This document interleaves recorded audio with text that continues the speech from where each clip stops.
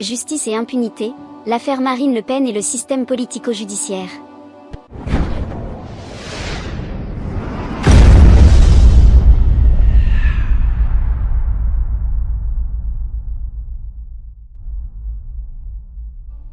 Un citoyen lambda qui vole va en prison.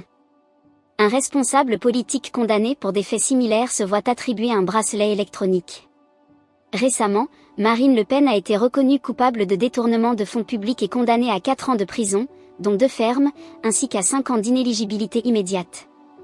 Face à cette sanction, la présidente du Rassemblement national dénonce une « bombe nucléaire judiciaire », s'inscrivant dans une tradition bien rodée de contestation des décisions de justice impliquant des figures politiques de premier plan. Ce dossier met en lumière une réalité récurrente, le monde politique juge le monde politique. L'exemple d'Éric Dupond-Moretti, relaxé par la Cour de justice de la République malgré des accusations de prise légale d'intérêt, illustre cette situation.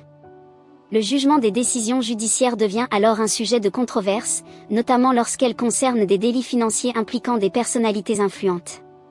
Dans ces affaires, les personnes mises en cause disposent de puissants relais médiatiques, financiers et politiques. Un ancien président mis en examen peut bénéficier d'une tribune de 27 minutes aux 20h de TF1 ou de 45 minutes sur BFM TV pour se défendre, alors que le fond du dossier et les faits reprochés restent rarement exposés au grand public avec la même ampleur. Cette capacité à imposer un narratif dans l'opinion publique alimente un renversement de perspective troublant. Ceux qui prônent la tolérance zéro pour la délinquance ordinaire trouvent dans les médias une tribune idéale pour discréditer la justice lorsqu'ils en sont les cibles. Cette stratégie de victimisation n'est pas nouvelle. De Jair Bolsonaro à Donald Trump, en passant par Benjamin Netanyahou, les figures politiques confrontées à des accusations de corruption ont souvent recours à une rhétorique visant à discréditer les institutions judiciaires. En France, l'affaire du détournement de 4,1 millions d'euros de fonds publics imputés à Marine Le Pen est longtemps restée en marge de l'actualité, jusqu'à ce que l'intéressé en fasse un sujet de mobilisation en médiatisant sa condamnation. L'impunité des délinquants financiers alimente un sentiment de défiance croissant envers les institutions. En 2023, la police et la gendarmerie ont enregistré 829 délits d'atteinte à la probité, corruption, trafic d'influence, favoritisme, détournement de fonds publics, etc., contre 760 en 2022 et 820 en 2021. Malgré cette augmentation de 30% en quelques années, ces infractions restent peu couvertes par les médias et n'engendrent que rarement de débats politiques d'envergure. Les crimes financiers évoluent avec le temps et s'adaptent aux nouvelles réglementations. Si la Suisse, le Luxembourg et Singapour étaient autrefois les bastions des paradis fiscaux, ceux-ci se sont déplacés vers le Moyen-Orient et les pays du Golfe.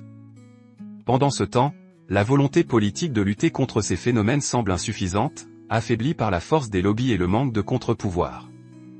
Enfin, la question médiatique reste centrale. Dans un paysage où l'essentiel des grands groupes de presse est détenu par des industriels ayant eux-mêmes des contentieux avec la justice financière, la couverture de ces affaires demeure parcellaire. Pourtant, la mission des médias est de rendre accessibles ces sujets complexes, au même titre que d'autres dossiers d'actualité majeure. Autrement dit, l'argument selon lequel ces questions sont trop complexes pour le grand public ne tient pas. Les médias savent vulgariser des sujets tels que la dette publique ou les procédures d'expulsion des étrangers, via des OQTF. Pourquoi alors cette discrétion sur la criminalité en col blanc? L'affaire Marine Le Pen rappelle que la justice a encore du mal à s'imposer face aux délinquants en col blanc.